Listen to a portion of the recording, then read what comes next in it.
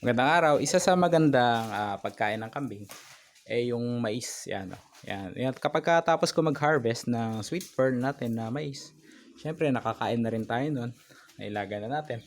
Yung mga kanilang ah, halaman na natira, pwede nating ibigay sa kambing. Yan. So, yung mga dahon-dahon pa, na kaysa hintay mo matuyo, binibigay ko na sa aking mga alagang kambing.